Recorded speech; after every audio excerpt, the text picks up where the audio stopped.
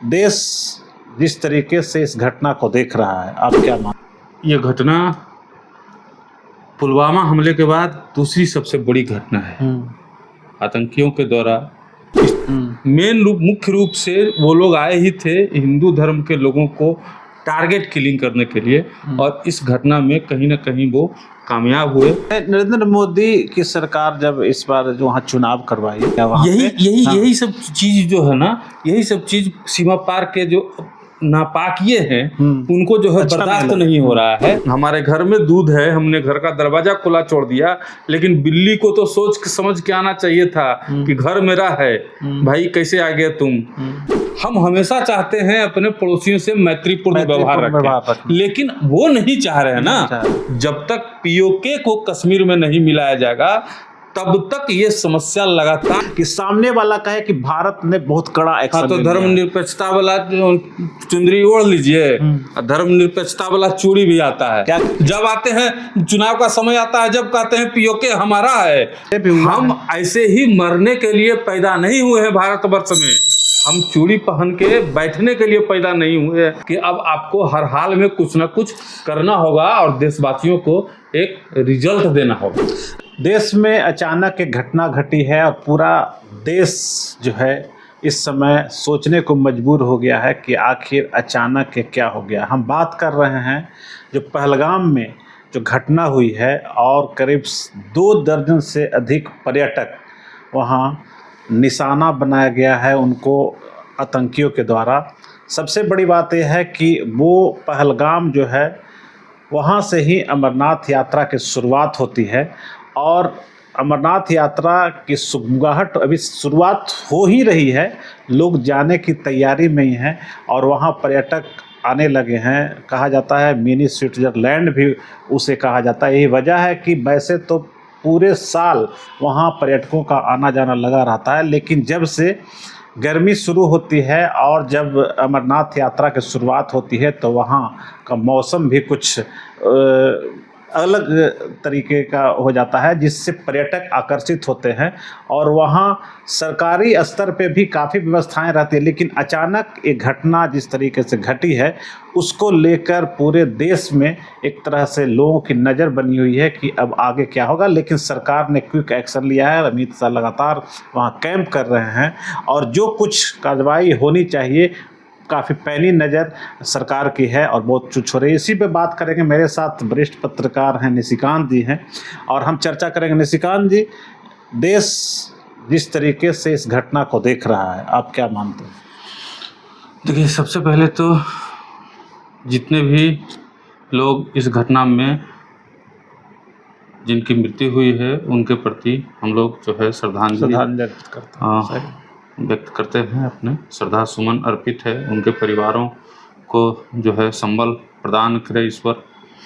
सबसे बड़ी बात है कि ये घटना पुलवामा हमले के बाद दूसरी सबसे बड़ी घटना है आतंकियों के द्वारा इस तरीके से। और इस घटना में एक और ख़ास चीज़ निकल के जो सामने आई वो ये है कि आतंकियों ने धर्म पूछकर, आप किस धर्म से आते हैं, कलमा पढ़ने को कहा, उसके बाद धर्म पूछकर टारगेट किलिंग की। महिलाओं और बच्चों को एक साइड खड़ा कर दिया, सेना की वर्दी में आए महिलाओं और बच्चों को एक साइड खड़ा कर दिया, और उसके बाद पुरुषों को जो है धर्म पूछ करके टारगेट किलिंग की गई।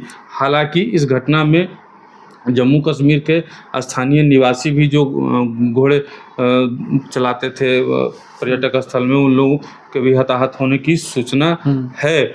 लेकिन वो लोग जो है गलती से गोली के शिकार हो गए।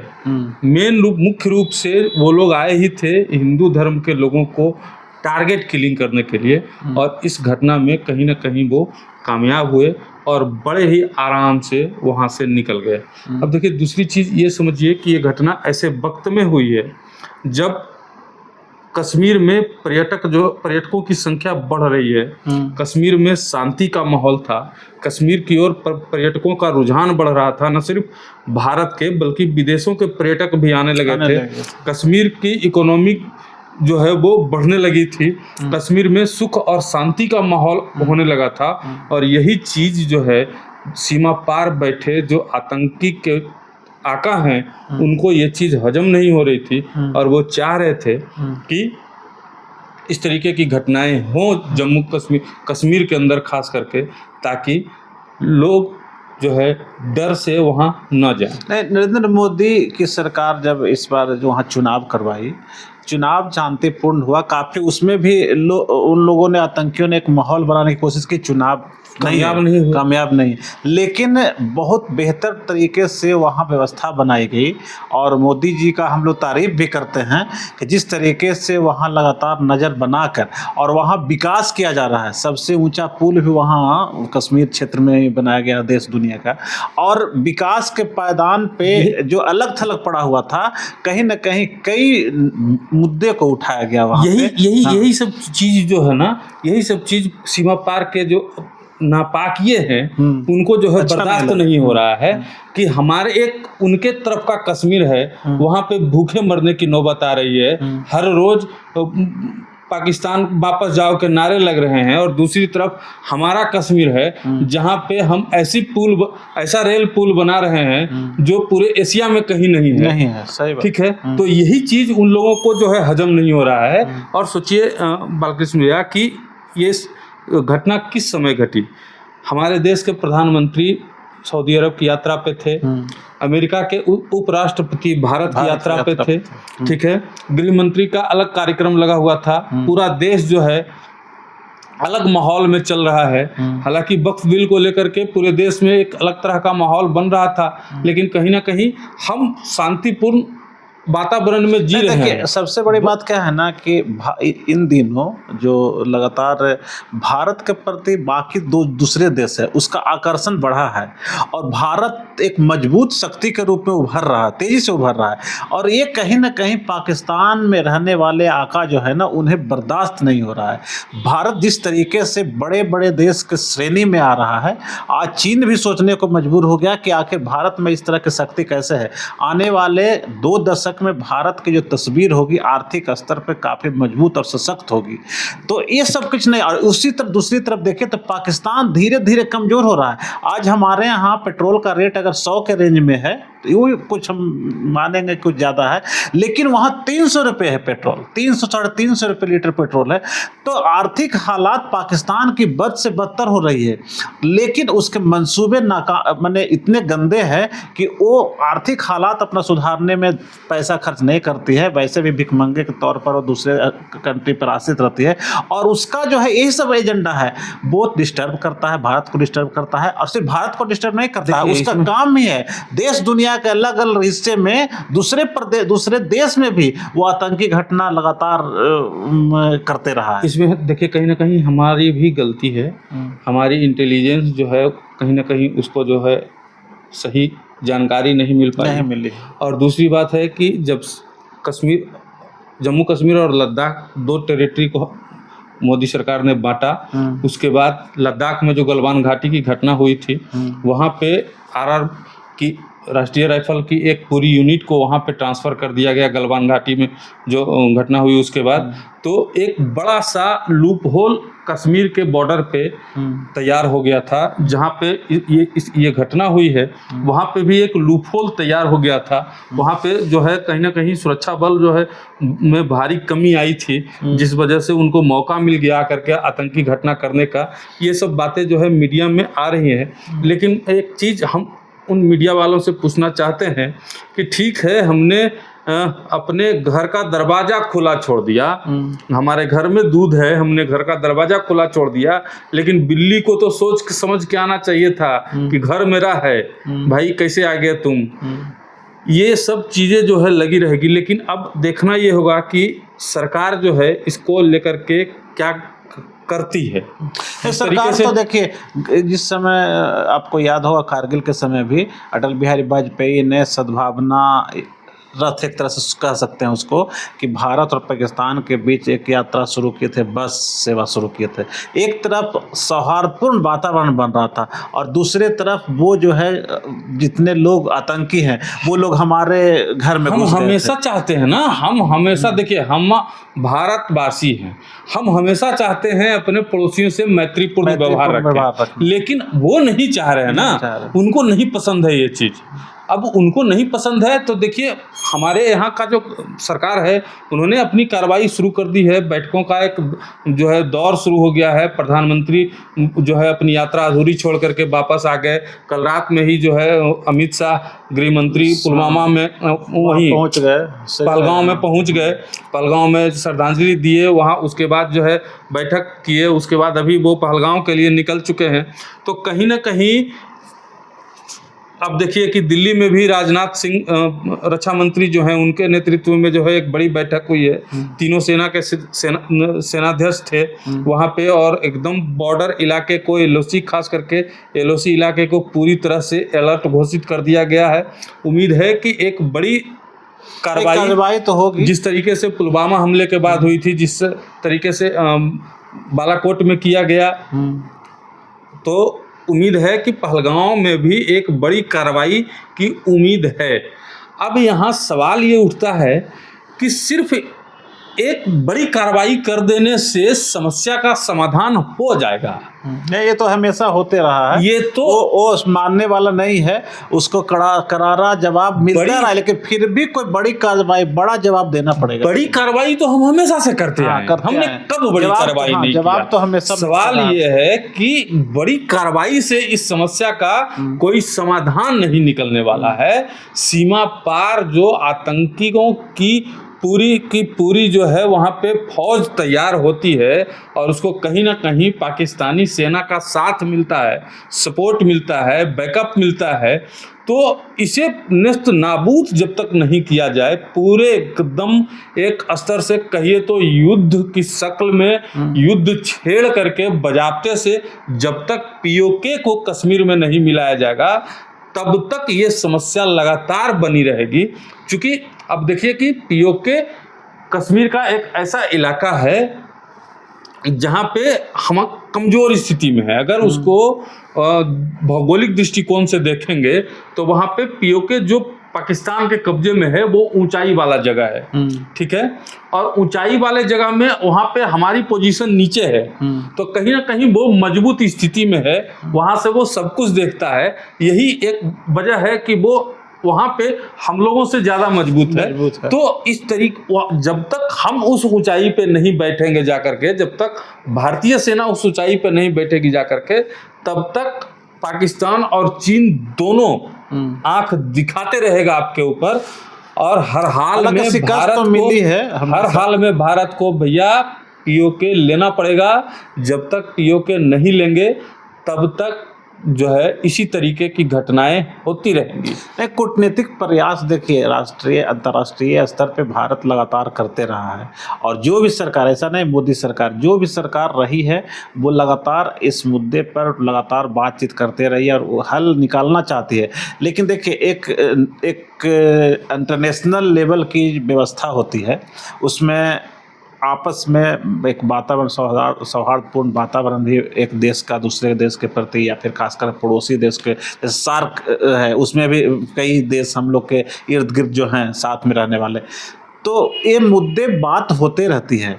लेकिन जिस तरीके से पाकिस्तान हमेशा करते रहा है, जैसे अभी युद्ध चल रहा है यूक्रेन और रसिया के, रूस के बीच में यूक्रेन चल रहा है युद्ध, अमेरिका जो है मुंह तोड़ जवाब देती है अपने, जिस तरीके से हम लोग के खिलाफ अगर पाकिस्तान करे तो उस कंडीशन में अमेरिका चुप नहीं रहती है, उससे अगर कोई लड़ता है तो चुप नहीं रहते। तो भारत को भी चाहिए इस तरह का जवाब देने के लिए और कोई कड़ा एक्शन लेने। हम इजराइल से भी कमजोर हैं। हाँ, ये बात तो सही है, नहीं कमजोर नहीं है, लेकिन भारत हमेशा देखिए हम लोग का देश जो रहा है ना, वो गांधी का देश रहा है, और वो एक माहौल हम लोग बनाते हैं कि सामने वाले को हम हम लोग मौका तब तक नहीं देते हैं हम पर आक्षेप लगाने का, जब तक कि वो मान नहीं जाए।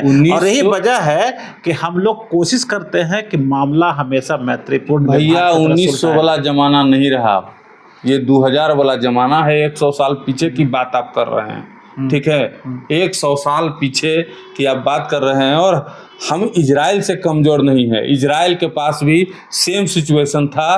तमाम जो पड़ोसी देश थे इजराइल के खिलाफ थे, बावजूद इसके इजराइल ने नेस्तनाबूद कर दिया फिलिस्तीन को, ठीक है। हमास खात्मे की तरफ है। नहीं तो भारत तो मजबूत तो है, अगर ऐसा कोई एक्शन लेगा तो उससे कमजोर तो नहीं है। मैंने उसके पास सैन्य ताकत भी है, सैन्य ताकत। हम क्या बोले, हम कहे भारत का एक जो उसका कहिए चेहरा जो है ना, वो मुखौटा जो कहिए ना, वो धर्मनिरपेक्षता का है। और ये हमेशा इसी के वजह से भारत को बाकी देश दुनिया के लोग सम्मान की नज़र से देखते हैं। भारत अगर उसी तरह से टिट फॉर टेट पे अगर आ जाएगा ना, तो इसका भी कहीं ना कहीं सम्मान घटेगा। इसीलिए ये जो कदम उठाता है ना, वो सोच समझ कर उठाता है, और ऐसा कोई कदम नहीं उठाना चाहता है कि सामने वाला कहे कि भारत ने बहुत कड़ा एक्शन। तो धर्मनिरपेक्षता वाला चुंदरी ओढ़ लीजिए, धर्मनिरपेक्षता वाला चूड़ी भी आता है, क्या उसको पहन लीजिए। नहीं देखिए, धीरे धीरे आप उसके बाद पंचायत सीरीज देखे होंगे ना, उसमें कहते हैं ना, वो एक्टर जो है विनोद के साथ वो जो रहता है, कहता है ना कि खेलिए मीटिंग हैं, बुलाइए मीटिंग, अलुआ मीटिंग। तो वही स्थिति होगा। चूड़ी पहन लीजिए धर्मनिरपेक्षता वाला, समय आ रहा है, और उसके बाद चुपचाप जाके वहाँ पे लाल किला में जाकर अबरी से मुजरा कीजिएगा। नहीं ठीक है, आप कह रहे हैं, आपका गुस्सा जायज है, लेकिन देखिए समय आ रहा है। आप जो जिसके तरफ इशारा कर रहे हैं, समय आ रहा है। और ऐसा भी नहीं है कि भारत चूड़ी पहन के बैठे हुए, समय आएगा। लेकिन जब चारों तरफ से माहौल जब उसी तरह का बन जाएगा, तो उसको करारा जवाब देता भी रहा है और आगे देगा भी। 2014 में आपका सरकार बना, यही बोल के आप आए थे पीओके ले लेंगे। जब आते हैं चुनाव का समय आता है, जब कहते हैं पीओके हमारा है, पीओके हमारा है, कहाँ है पीओके हमारा। एक तो चीज सही है, एक तो बात सही है कि देखिए हम लोग जिस तरीके से राजनीतिक ढांचा है, पॉलिटिकल ढांचा है यहाँ, फिर भी ढांचे रहने के बावजूद भारत के एक एक लोग का और एक एक पॉलिटिकल पार्टी का देश स्तर पर समर्थन रहता है। इसलिए देश की कोई ऐसी विपक्षी पार्टी नहीं है जिसने इस घटना की निंदा ना की हो, और जिन्होंने ये ना कहा हो कि इस मौके पे इस दुखद घटना को लेकर के हम देश की सत्ता के साथ हैं, देश की सरकार के साथ हैं, कड़ी से कड़ी कार्रवाई होनी चाहिए। असुद्दीन ओवैसी ने भी कह दिया। अब क्या चाहते हैं आप? राहुल गांधी कल बोल दिए, सब बोल दिया। नहीं ना, सिर्फ पॉलिटिकल पार्टी का नहीं, सब आम लोगों का भी समर्थन है, ऐसा नहीं है, सब लोग का समर्थन है। लेकिन दूसरे तरफ देखिएगा, पाकिस्तान में इस तरह घटनाएं होती, पाकिस्तान के लोग अक्सर उसके खिलाफ बोलते हैं, अपने देश के खिलाफ बोलते हैं, और भारत के तरफ उंगली उस तरह से नहीं उठाते। हम कई स्टेटमेंट सुने पाकिस्तान के लोगों का, जिस तरीके से वहां आर्थिक स्थिति कमजोर है और सरकार के जो हालात है उसकी कमजोरियों को वहां के लोग भी उठाते हैं। लेकिन हम लोग मजबूत है कि हम लोग अपने देश के सरकार साथ है और देश के सरकार के साथ हमेशा हर मुद्दे पर रहते हैं। आप पता है आप कहा नहीं कर रहे हैं, आप जानते हैं कि आप की कमियां जो है उजागर हो जाएंगी सबके सामने। आपकी सेना में 1,80,000 वैकेंसी खाली है। आपने पूरे कोरोना काल में जो है वैकेंसी नहीं किया, लेकिन बाद वैकेंसी भी निकाला तो अग्निवीर निकाल दिया। आप जीडी बख्शी साहब का स्टेटमेंट सुन लीजिए, एक न्यूज चैनल में कुछ कमियां स्टेटमेंट दिए हैं, वो साफ बोले हैं ये सब बात को, तो ये सब तो उजागर हो जाएगी। हम लोग का मनोबल, भारत के लोगों का मनोबल बहुत ऊंचा है। अगर जरूरत पड़ेगा तो भारत का एक एक बच्चा देश के लिए लड़ने के लिए आगे तैयार हो जाएगा, मजबूती से सामने आ जाएगा, तैयार हो जाएगा। वीर का भी बात करते हैं ना, उसे भी अगर मैदान में उतार दिया जाएगा ना, तो वो लोग भी अपना सीना सामने रखेंगे। हम लोग भी अपना सीना सामने रखेंगे। और यहाँ तक कि अगर कम पड़ेगा ना धन, तो अपनी माँ और बहन के का जेवरात जितना है टोटल का टोटल भारतीय जो है अपनी सेना को देगा। उससे जो है बम बारूद खरीदिए और उसको सबक सिखाइए। इतिहास गवाह रहा, इस तरह हुआ है, पहले भी हुआ। हम ऐसे ही मरने के लिए पैदा नहीं हुए हैं भारतवर्ष में। हम चूड़ी पहन के बैठने के लिए पैदा नहीं हुए भारतवर्ष में। हम सिर्फ थाली और ताली बजाने के लिए नहीं पैदा हुए हैं भारतवर्ष में। अब समय आ गया है कि अब आपको हर हाल में कुछ ना कुछ करना होगा और देशवासियों को एक रिजल्ट देना होगा। नहीं, देखिए कुछ मुद्दे तो और भी हैं इसमें, जैसे भारत में जिस तरीके से हिंदुत्व का माहौल गरमाया हुआ है, बांग्लादेश में जिस तरीके से घटनाएं हिंदुत्व को लेकर हुई है, और आज जो यहाँ पहलगाम में एकदम व्यक्ति धर्म विशेष को लेकर टारगेट किया है, उसने जो उस कंडीशन पे उसने जो किया है, उसने माहौल है, माहौल इस तरह का बनाने की कोशिश हो रही है, और सामने वाला देख रहा है कि भारत हिंदूमय होता जा रहा है, तो कहीं ना कहीं वो टीस उन लोगों को है, जबकि हम लोग सिर्फ हिंदू पर नहीं, हम लोग का देश जो है धर्मनिरपेक्ष देश है, और यहाँ सभी को रहने की आज़ादी है, सभी लोग को बराबर सम्मान है। लेकिन कुछ बातें हैं ऐसी कि सरकार को मजबूती से और कड़ाई से कुछ करने की जरूरत है, कड़ाई से करने की जरूरत है, और आप जो चाहते हैं वो मुंहतोड़ जवाब देने की जरूरत है, हम भी मानते हैं। लेकिन एक माहौल समय आ रहा है वैसा, अगर स्थिति बनी तो भारत पाकिस्तान को मुंह की खाने के लिए तैयार। उसके घर में घुस कर ना हम लोग मारे हैं, कुछ दिन पहले ही मारे, तो जवाब मिला। इसलिए कमजोर कहीं से नहीं है, हम देशवासी भी कमजोर नहीं है, हमारा सैन्य ताकत भी कमजोर नहीं है, हमारे सरकार भी कमजोर नहीं है, और पूरा विपक्ष सरकार को समर्थन करती है। इसलिए वो दिन भी आएगा, लेकिन पेशेंस रखता है भारत। इसी के लिए जाना जाता है कि भारत पेशेंस रखता है, कुर्बानी देने के लिए हमेशा भारत तैयार रहा है, लेकिन जवाब देने के लिए भी जरूर तैयार रहेगा। और आने वाले समय में पाकिस्तान को घुटने के सामने निभने के लिए मजबूर होना पड़ेगा। अब इस चर्चा को हम लोग यहीं विराम देते हैं, और इस बात के साथ कि भारत इतना मजबूत है कि पाकिस्तान को भले ही कुछ समय उसको मिल रहा है, लेकिन आने वाले समय में अगर वो नहीं चेता तो उसे करारा जवाब मिलेगा, और उसे दुनिया के नक्शे से मिटने की भी स्थिति पैदा होगी। इसलिए पाकिस्तान, तुम्हें इस बात का एहसास रखना पड़ेगा कि आज तुम भले ही कौम के आधार पे इस तरह की घटना कर रहे हो, लेकिन आने वाला समय में पूरे हमारे भारत के सैन्य ताकत और पूरा भारत की राजनीति तुम्हारे खिलाफ होगा, और तुम्हें घुटने पर आने के लिए मजबूर कर देगा।